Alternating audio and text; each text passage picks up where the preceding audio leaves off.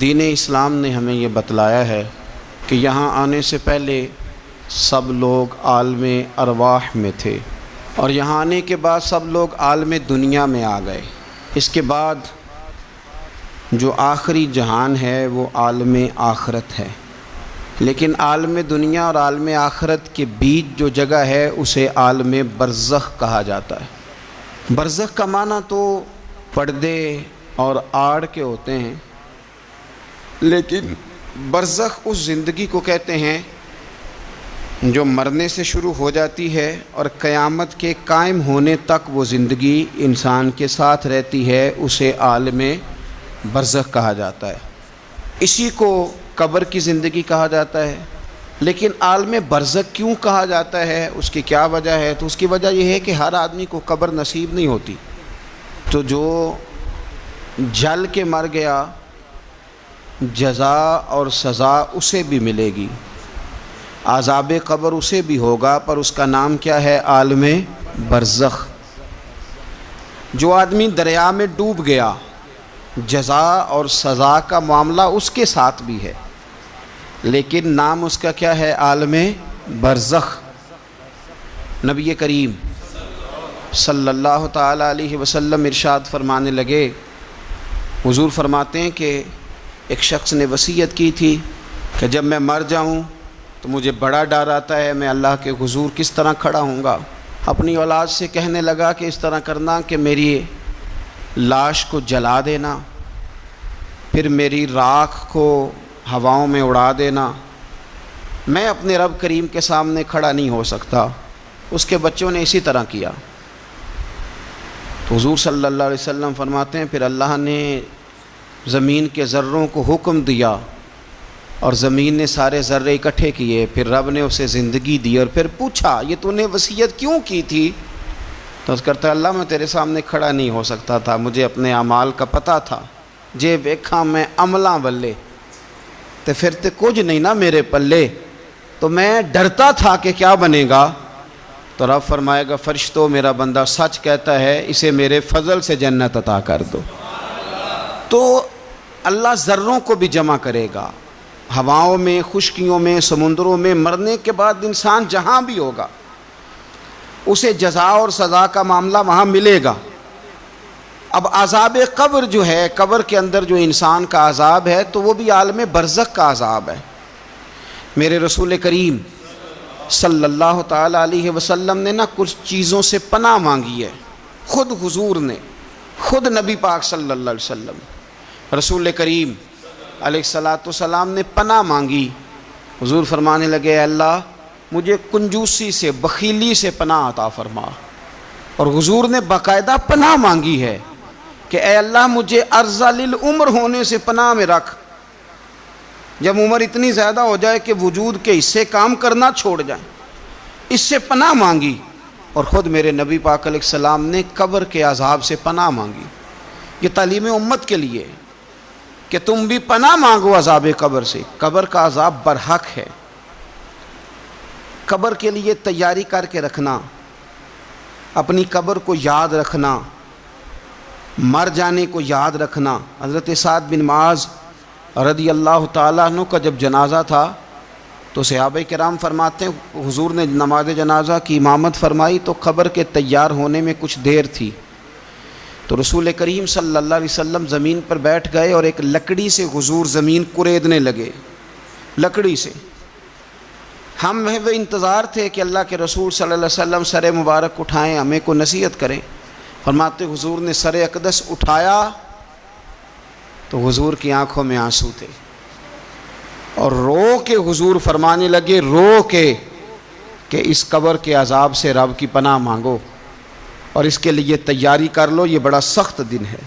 رو کے حضور نے فرمایا، رو کے۔ آج تو لوگ مذاق بناتے ہیں، آج لوگ مذاق اڑاتے ہیں، کچھ فقیر صوفی درویش کہلانے والے بھی، وہ کہتے ہیں یہ جو مولوی بتا رہا ہے نا قبر میں بچھو ہوں گے، سانپ ہوں گے، یہ تو مولوی اپنی قبر بتا رہا ہے، ہمارا اس سے کیا لینا دینا ہے۔ خدا سے ڈریں۔ وہ چیزیں جو احادیث مبارکہ میں آ گئیں جس سے نبی پاک نے ہمیں سمجھایا، آپ اس تنبیہ کو، اس نصیحت کو آپ اس رنگ میں لیں گے کہ مذاق بنایا جائے گا دین کا؟ بجائے اس کے کہ اس سے ڈرا جائے، بجائے اس سے حضرت سیدنا برا بن عازب رضی اللہ تعالیٰ عنہ ارشاد فرماتے ہیں کہ میں نے نبی پاک صلی اللہ تعالیٰ علیہ وآلہ وسلم سے خود اس بات کو سنا ہے، خود رسول کریم صلی اللہ علیہ وسلم نے فرمایا۔ حضرت زید بن ثابت رضی اللہ تعالیٰ عنہ بھی اس بات کے راوی ہیں، فرماتے ہیں ہم جا رہے تھے تو 5-6 قبریں تھیں، تو حضور نے فرمایا کن کی قبریں؟ ہم نے عرض کی یا رسول اللہ صلی اللہ علیہ وسلم یہ کافروں کی قبریں، یہ صحیح مسلم میں حدیث موجود ہے، کفار کی قبریں۔ تو اللہ کے رسول صلی اللہ علیہ وسلم فرمانے لگے، ذرا حدیث کے لفظوں پہ غور کرنا، حضور فرمانے لگے اگر مجھے ڈر نہ ہوتا کہ تم اپنے مردوں کو دفن کرنا چھوڑ دو گے، اگر مجھے اس بات کا ڈر نہ ہوتا کہ تم اپنے لوگوں کو، مرنے والوں کو قبروں میں دفن کرنا چھوڑ دو گے، اگر یہ مجھے ڈر نہ ہوتا تو میں تمہیں سناتا کہ قبر کے اندر کس طرح عذاب ہوتا ہے، تمہیں دنیا میں رہ کے میں سناتا، پر ڈر ہے کہ کہیں تم اپنے مرنے والوں کو قبروں میں دفن کرنا چھوڑ ہی نہ دو، اس لیے میں تمہیں یہ بات نہیں بتاتا۔ اور میرے رسول کریم صلی اللہ تعالیٰ علیہ وآلہ وسلم نے پھر ارشاد فرمایا، اپنے غلاموں کی طرف نظر فرمائی، یہ بات کہہ کے کہ اگر مجھے ڈر نہ ہوتا کہ تم دفن کرنا چھوڑ دو گے تو تمہیں میں سنا دیتا کہ قبر میں کیا عذاب ہوتا ہے۔ پھر حضور نے صحابہ سے فرمایا چلو بھائی دوزخ کے عذاب سے اللہ کی پناہ مانگو، تو سب کہنے لگے ہم دوزخ کے عذاب سے اللہ کی پناہ مانگتے ہیں۔ پھر نبی پاک صلی اللہ تعالیٰ علیہ وسلم نے ارشاد فرمایا تم سب کہو کہ ہم قبر کے عذاب سے اللہ کی پناہ مانگتے ہیں۔ تو صحابہ نے کہا ہم قبر کے عذاب سے اللہ کی پناہ مانگتے ہیں۔ پھر میرے رسول پاک علیہ الصلوۃ والسلام نے فرمایا تم کہو، سارے یہ کہو کہ ہم ظاہری اور باطنی فتنوں سے اللہ کی پناہ مانگتے ہیں۔ تو صحابہ نے کہا کہ ہم ظاہری اور باطنی فتنوں سے اللہ کی پناہ مانگتے ہیں۔ پھر میرے محبوب علیہ السلام نے فرمایا تم کہو کہ ہم دجال کے فتنے سے اللہ کی پناہ مانگتے ہیں۔ تو صحابہ کرام نے کہا کہ اے اللہ ہم دجال کے فتنے سے تیری پناہ تیری پناہ میں آتے ہیں۔ نبی پاک علیہ السلام نے یہ الفاظ کہہ کے یہ بات بتلا کے ہمیں سمجھا دیا، ہمیں قائل فرمایا محبوب نے کہ یاد رکھنا، اس بات کو اچھی طرح سمجھ لینا کہ اگر مجھے ڈر نہ ہوتا کہ تم اپنے مردوں کو دفن کرنا چھوڑ دو گے تو تمہیں بتلا دیتا کہ قبر میں کتنا سخت عذاب ہوتا ہے۔ اپنے معاملات پر غور کریں۔ ہمارا وہ کسی شاعر نے کہا تھا کہ مرنے کے بعد مجھ کو 2 گز زمین جو ملی تو دیکھو بعد مرنے کے ہی ہم جاگیردار ہو گئے۔ تو اصل تو جاگیر وہی ہے اور طے ہے، جتنا مرضی اے سی لگا کے کمرہ ٹھنڈا کر لیں، ٹائل پتھر لگا کے اس کو آپ صاف ستھرا کر لیں، اور آپ اٹھنے کی بھی تکلیف نہ کریں، ریموٹ کنٹرول کے ساتھ ہر چیز اپنے کمرے کی آپ کنٹرول کر لیں، پورا ہوادار کر لیں، لیکن آپ بچیں گے تب نہ جب قبر جنت کے باغوں میں سے باغ بنے گی۔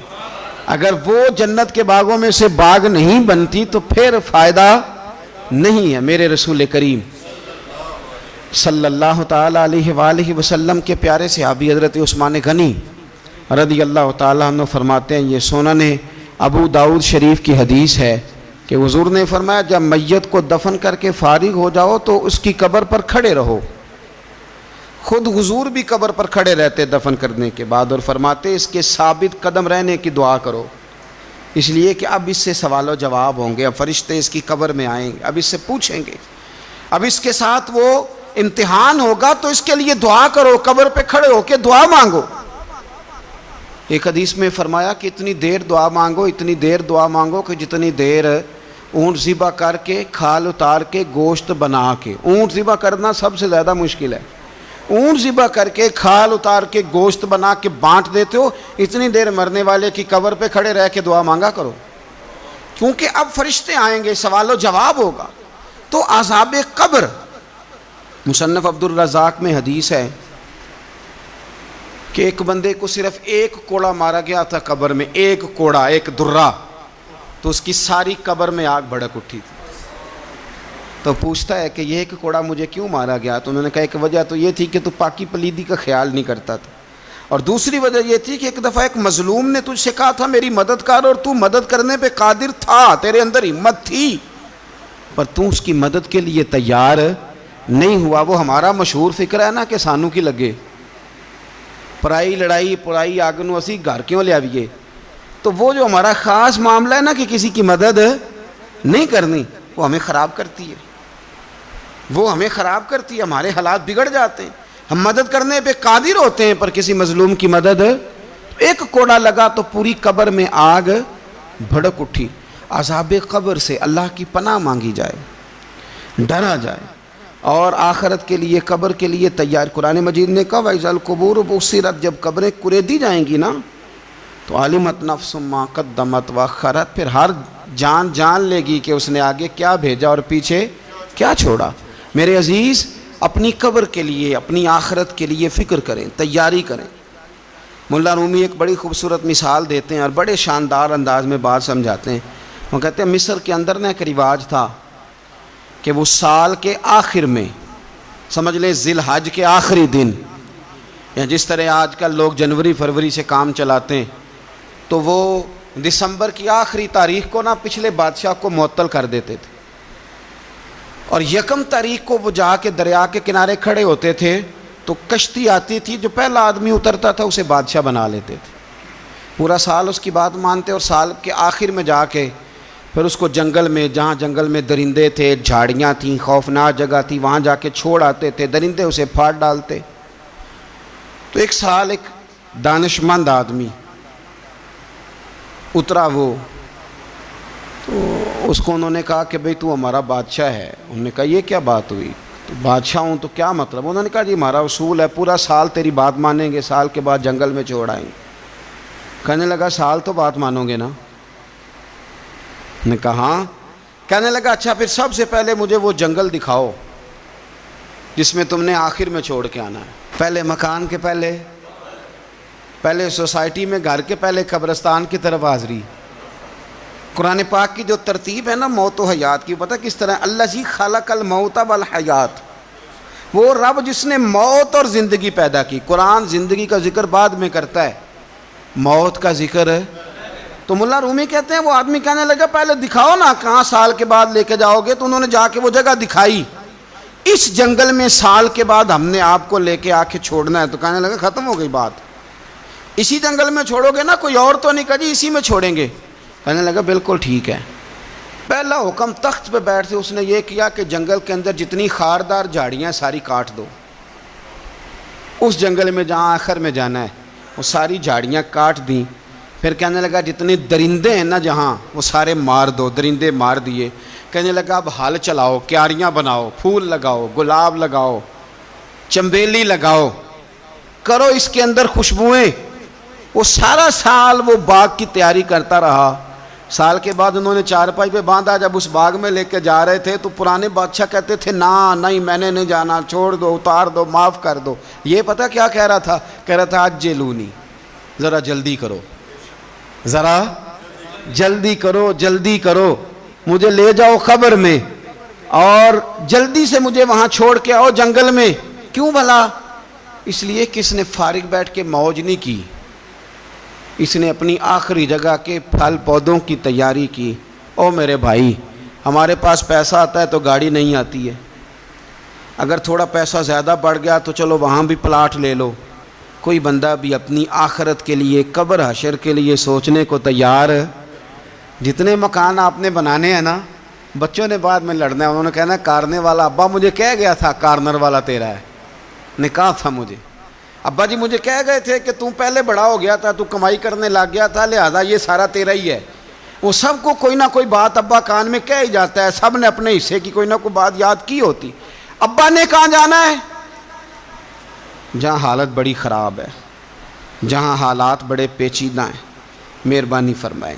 وہ جو تیاری ہے نا آخرت کی، یہاں رہ کے قبر کی تیاری کریں، یہاں رہ کے وہاں کے کیڑے مکوڑے ماریں، پھر وہاں جانے میں کوئی پریشانی نہیں ہوگی۔ پھر تو بندہ بھاگ کے جائے گا، بندہ بھاگ کے جائے گا۔ میں سنیا رات قبر دی کالی، تو پھر کہنے لگے میں تے بھی سنیا اتھے اونے ہونا ہے جدے موڈے کملی کالی۔ تو یہ تو تب ہے نا کہ جب آپ نے اس کے لیے کچھ تیاری کی ہو۔ میرے رسول کریم علیہ السلام نے مومن کی قبر کا حال بھی بتایا، یہ تو ہے نا عذاب ان لوگوں کے لیے جو نافرمانی کرنے والے ہیں، یہ ان کی قبر کا حال بتایا۔ تو سنن ترمذی میں، صحیح ابن حبان میں حضرت ابو ہریرہ رضی اللہ تعالیٰ عنہ بیان کرتے ہیں کہ حضور صلی اللہ علیہ وسلم نے فرمایا جب میت کو قبر میں رکھا جاتا ہے تو اس کے پاس سیاہ رنگ والے اور نیلی آنکھوں والے دو فرشتے آتے ہیں اور اس کو اٹھا کے بٹھاتے ہیں۔ باقی حدیثوں میں 3 ہی سوال ہیں، لیکن اس حدیث میں حضور نے فرمایا انہوں نے بس میرے بارے میں ہی پوچھنا ہے، اٹھا کے بس میرے بارے میں صرف یہ پوچھنا ہے، بتا مدینے والے محبوب کے بارے میں دنیا میں کیا کہا کرتا تھا، کیا کہا کرتا تھا ان کے بارے میں دنیا میں۔ تو اعلیٰ حضرت بریلوی تو کہتے ہیں، میں نے تو کہہ دینا ہے، سرور کہوں کہ مالک و مولا کہوں تجھے، باغ خلیل کا گل زیبا کہوں تجھے، تیرے تو وصف عید تناہی سے ہیں بری، حیران ہوں میرے شاہ میں کیا کیا کہوں تجھے، لیکن رضا نے ختم سخن اس پہ کر دیا، خالق کا بندہ خلق کا آقا کہوں تجھے۔ اور پیر میر علی شاہ صاحب کہتے ہیں میں نے وہاں یہ کہنا ہے کہ مکھ چند بدر شاہ شانی ہے تے متھ چمک دی لاٹ نورانی ہے، کالی زلف تے اکھ مستانی ہے، مخمور اکھی ہیں مد بھریاں، سبحان اللہ، ما اجمل کا ما اکمل کا ما احسن کا، تے کتھے مہر علی کتھے تیری ثنا، مشتاق اکھیں کتھے جاڑی۔ تو نبی پاک علیہ السلام فرماتے ہیں میرے بارے میں پوچھیں گے، میرے بارے میں۔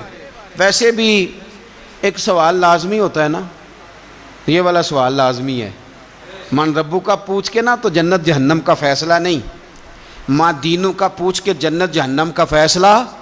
ہاں بات اگر ختم ہونی ہے تو مدینے والے کے سوال پہ ختم ہونی ہے، اس لیے کھل کے نعتیں پڑھا کرو، راج کے درود پڑھا کرو، یہ بات یاد رکھیں، یہ فیصلہ حضور کی ذات پہ ختم ہونا ہے۔ میرے نا وہ شکایتیں کرتے ہیں نا لوگ آ کے، تو ایک بچی کو ہمارے ہاں داخل کرانے کے لیے ایک صاحب لے کے آئے تو کہنے لگے بڑا عرصہ اسے فلانے مدرسے میں داخل کرایا، سوائے نعتوں کے کچھ بھی نہیں سیکھا اس نے۔ تو میں انہوں آکھیا چاچا جی جڑی اصل کام سی وہ تو سیکھ گئی ہے نا تہاڈی بچی، قرآن و سنت بھی حضور کی نعت ہی ہے، لیکن آپ کو پتہ ہے کہ بات ختم مدینے والے کی نعت پہ ہی ہوتی ہے، حضور کا پیار اصل ہے۔ تو حضور فرماتے ہیں میرے بارے میں پوچھا جائے گا، وہ کہے گا کہ ان کے بارے میں کیا پوچھتے ہو، اشہد ان لا الہ الا اللہ واشہد ان محمدن عبدہ ورسولہ۔ تو فرماتے ہیں پھر اسے نا ایک طرف کھڑکی کھولی جائے گی تو جہنم کا دروازہ دکھایا جائے گا اور اسے کہا جائے گا اگر تو سوالوں کے صحیح جواب نہ دیتا تو دوزخ میں جاتا، لیکن اب تو نے صحیح جواب دیے ہیں۔ تو حضور فرماتے ہیں اس کی قبر 70 گز چوڑی اور 70 گز لمبی کر دی جائے گی۔ کتنی جی؟ مسجد میں اے سی والے حال میں جگہ مل جائے تو بندہ بڑا سکھی رہتا ہے، اور صبح جائے بینک اور پہلی لائن میں موقع مل جائے تو بندہ بڑا سکھی رہتا ہے کہ میرا جاتے ہی کام ہو گیا۔ او خدا کے بندے، قبر بندے کی قبر، مکان اچھی سوسائٹی میں اچھا خستہ اور سستا مل جائے تو بندہ کہتا ہے کہ سودا بڑا واردہ لب گیا، بھائی بڑا کمال ہو گیا، مزہ نہیں آ گیا۔ قبر 70 گز لمبی اور 70 گز چوڑی، اور یہ ترمذی شریف پڑھ رہا ہوں، بڑی مزیدار حدیث۔ نبی پاک صلی اللہ علیہ وسلم فرمانے لگے پھر اس کی قبر کو نور سے بھر دیا جائے گا۔ حضور کو پہچان گیا نا، قبر نور سے بھر دی گئی اور جب 70 گز لمبی کر دی گئی تو بڑے پیارے لفظ ہیں حدیث کے۔ حضور فرماتے ہیں وہ بندہ پھر فرشتوں سے ایک بات کہے گا، عربی میں بھی ہے اردو میں بھی ہے، پر میرا دل کرتا ہے پنجابی میں بتاؤں۔ وہ نا فرشتوں سے وہ بندہ کہتا ہے جب قبر ہو گئی نا 70 گز لمبی 70 گز چوڑی اور نور سے بھر گئی، قربان جائیں، حضور فرماتے ہیں وہ مردہ وہ جو قبر میں پہنچا ہے، جب اس کی قبر کو یہ شان ملتی ہے تو فرشتوں سے پتہ کیا کہتا ہے؟ کہتا ہے میں گھر نہ دساں وہاں جا کے، یہ ذرا گھر نہ بتاؤں دوڑ کے، یہ ذرا میں اپنے گھر بتاؤں بھاگ کے کہ اللہ نے بڑی خیر کر دی، اپنی اماں نو دساں وہاں، اپنی اماں نو میں بچوں کو بتا کے آؤں کہ موج بن گئی ہے، میں بتاؤں اپنی بیوی کو، بتاؤں اپنے بہن بھائیوں کو، میں کار نہ دساں وہاں۔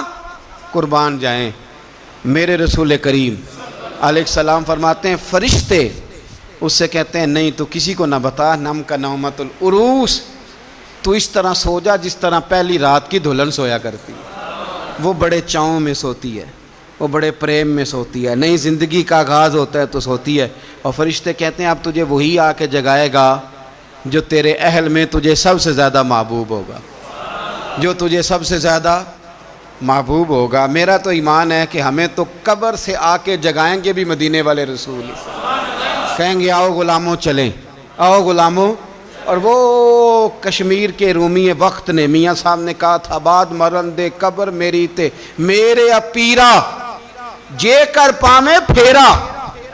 آپ حسن دیکھیں کلام کا اور انداز دیکھیں، بعد مرن دے قبر میری تے میرے اپیرا جے کر پامے پھیرا، تے قبر دے وچوں ہڈیاں اٹھ کے مجرا کر سن تیرا۔ تو ایک دفعہ آ تو صحیح، میں لوگوں کو وجد کر کے دکھاؤں گا کہ دیکھو نا وہ آج آئے ہیں، وہ آئے ہیں میرے مزار پہ، آج دیکھو ذرا رنگ تو دیکھو کس طرح نرالا اور انوکھا ہو گیا، وہ خود آئے ہیں۔ مومن کی قبر جنت کا باغ بنے گی، اسے نوازا جائے گا، اسے دیا جائے گا، اسے عطا کیا جائے گا، اسے کہا جائے گا تو سو جا، تو نیند پوری کر، نیند پوری کر۔ میرے عزیز کچھ لوگ ایسے ہیں جن سے عذاب قبر ہوگا ہی نہیں۔ میرے رسول کریم صلی اللہ تعالی علیہ وسلم نے ارشاد فرمایا کہ جو اللہ کے رستے میں شہید ہو گیا، یہ سنن نسائی میں موجود ہے، اسے عذاب قبر نہیں ہوگا، بلکہ ایک حدیث میں تو فرمایا حساب کتاب ہی نہیں ہوگا، اللہ بغیر سوال جواب کے جنت عطا فرما دے۔ کچھ لوگوں کو نا لوگوں کی بخشش پہ بھی مسئلہ ہی بنتا ہے کہ کوئی بخشا نہ جائے۔ اور ایک صاحب کہہ رہے تھے جی یہ کیا معاملہ ہے کہ جمعے کو بندہ مر گیا یا فلانا ہو گیا تو اس سے حساب کتاب نہیں ہوگا، اتنے اتنے بڑے جرم لوگوں نے کتنے اتنے پاپ، اور جمعے کو مر گیا تو بخشا جائے گا۔ تو میں نے کہا جرموں کا بھی اسے حساب اللہ لے لے گا، لیکن میاں حساب کتاب کی ڈیوٹی نہ اللہ کی ہے تو بہتر یہ ہے کہ اسی کے ہاتھ میں رہے، تو نہ اپنے ہاتھ میں لینے کی کوشش کر۔ سنیں سنن ترمذی کی حدیث، ہمیں پتہ نہیں کیا مصیبت ہے، ہمیں پتہ نہیں کیا مسئلہ ہے۔ ایک جنازے سے میں نکلا، آپ یقین کریں کبھی کبھی کلیجہ پھٹ جاتا ہے۔ میں ایک جنازے سے نکلا تو میرے ساتھ ایک بندہ جنازہ پڑھ کے نکلا تو کہنے لگا جی پیر صاحب دیکھیں آج کتنی دنیا آئی ہے، حالانکہ یہ بندہ اس طرح کا تھا، اس طرح کا تھا، اس طرح کا تھا۔ میں نے اسے کہا یار تجھے تو فکر ہی لگ گئی ہے کہیں جنت میں چلا ہی نہ جائے، شرم آنی چاہیے ہمیں۔ اللہ فرماتے ہیں جنت اتنی چوڑی ہے جتنے زمین و آسمان، اس کی چوڑائی زمین اور آسمان کے برابر ہے، تو ہم تو اپنے علاوہ کسی کو جانے نہیں دینا چاہتے جنت میں۔ اور بس کریں، جنت خدا کا فضل ہے، اور اللہ فرماتے ہیں میرا فضل میں جسے چاہتا ہوں عطا کرتا ہوں۔ یہ سنن ترمذی کی حدیث، اور اس کے راوی حضرت عبداللہ ابن عمر رضی اللہ تعالیٰ عنہ، نبی پاک علیہ السلام نے فرمایا جو مسلمان جمعے کے دن یا جمعے کی رات کو فوت ہو اس کو اللہ تعالیٰ قبر کی آزمائش سے محفوظ رکھتا ہے۔ جو جمعے کی رات فوت ہو جائے یا جمعے والے، یعنی جمعے رات اور جمعے کی درمیانی رات چلا جائے یا جمعے والے، تو اللہ اسے عذاب قبر سے، تو میرے عزیز جو بندہ شہید ہو اس سے عذاب قبر نہیں ہوتا، جو آدمی جمعے کے دن یا جمعے کی رات چلا جائے اسے بھی عذاب قبر نہیں ہوتا۔ اور میرے رسول کریم صلی اللہ تعالیٰ علیہ وسلم نے فرمایا جو بندہ ایک دن اور ایک رات، یہ حدیث صحیح مسلم میں، سنن ترمذی میں، مصنف عبدالرزاق میں موجود ہے، ایک دن اور ایک رات اللہ کی رضا کے لیے اسلامی سرحد پہ پہرا دے۔ میں اور آپ سوئے ہوئے ہیں، لیکن وہ لوگ جو فوجی بارڈروں پہ کھڑے ہیں، دیکھو مدینے والے محبوب کس کس پہ کرم فرماتے ہیں۔ ساری عمر نہیں، 24-25 سال کی سروس نہیں، فرمایا ایک دن اور ایک رات اللہ کی رضا کے لیے جو اسلامی سرحد پر پہرا دے، مسلمانوں کو کافروں سے بچائے، رب اسے عذاب قبر نہیں دے گا، اسے اللہ تعالیٰ اپنے فضل سے معاف فرما دے گا۔ ایک رات اور ایک، تو آپ کیا سمجھتے ہیں کہ ان فوجیوں کی کوئی چھوٹی شان ہے، ان کا کوئی چھوٹا مرتبہ ہے؟ ایک دن اور ایک رات اگر یہ پہرا دیں تو اللہ انہیں اتنا انعام عطا کرتا ہے۔ اسی طرح سن لو، یہ ذرا غور سے سننا، ابن ماجہ کی حدیث، اور اس کے علاوہ مسند ابو یعلا میں موجود حدیث کے راوی حضرت ابو ہریرہ رضی اللہ تعالی عنہ، حضور صلی اللہ تعالی علیہ وسلم نے فرمایا جو شخص بیماری سے فوت ہوا، جو شخص، قربان جاؤں میرے محبوب نے بیماری کا نام ہی نہیں لیا، فرمایا کوئی بھی بیماری ہو، فرمایا جو آدمی بیماری سے فوت ہوا اللہ اسے شہادت کی موت عطا فرمائے گا۔ اور وہ عذاب قبر سے اور قبر کے امتحان سے بھی محفوظ رہے گا. اور حضور فرماتے ہیں اس کو صبح اور شام جنت کے باغوں میں سے رزق دیا جائے گا. جو کسی بھی بیماری سے مرا، لوگ کہتے ہیں دیکھو جی بڑا تانگ ہو کے دنیا سے گیا ہے، تو اس بندے کو بھی عذاب قبر نہیں ہوتا. اسی طرح جو بندہ سورہ ملک پڑھتا ہے، سنن ترمذی میں حضرت ابن عباس سے روایت ہے کہ حضور صلی اللہ علیہ وسلم کے ایک صحابی نے ایک جگہ خیمہ لگایا تو وہاں سورہ ملک پڑھنے کی آواز آتی تھی. کوئی بندہ پڑھنے والا نظر نہیں آتا تھا. جب حضور کی بارگاہ میں عرض کیا تو فرمایا وہاں قبر تھی اور قبر کے اندر بیٹھ کے میرا صحابی سورہ ملک کی تلاوت کر رہا تھا. اگر ہمیں خسرہ نمبر یاد ہو جاتا ہے نا اپنی جگہ کا، اور ہمیں پتہ ہوتا ہے کہ میرے والا حصہ کتنے کروڑ کا ہے، اگر ساری کہانیاں ہمیں یاد ہوتی ہیں تو سورہ ملک بھی ہمیں یاد ہو سکتی ہے. موبائل پہ اس کو ریکارڈ کر لیں، پھر اس کو سنیں کبھی بھی سورہ ملک میں. اور ہمارے سلسلہ عالیہ میں تو سورہ ملک وظیفہ ہے. ہمارے الوظیفۃ الکریمہ میں اعلیٰ حضرت نے لکھا ہے کہ رات کو سورہ ملک اور سورہ یاسین کے بغیر سونا نہیں. سورہ ملک اتنی شاندار صورت ہے کہ نبی پاک صلی اللہ علیہ وسلم نے فرمایا یہ قیامت کے دن اللہ کی بارگاہ میں ناز سے جھگڑا کرے گی اور کہے گی اے اللہ یہاں تو میرے پڑھنے والے کو جنت عطا فرما یا مجھے قرآن پاک سے علیحدہ کر دے. تو رب کریم پھر اپنے فضل سے پڑھنے والے کو جنت عطا کرے گا. اللہ کریم ہمیں سمجھنے کی توفیق عطا کرے.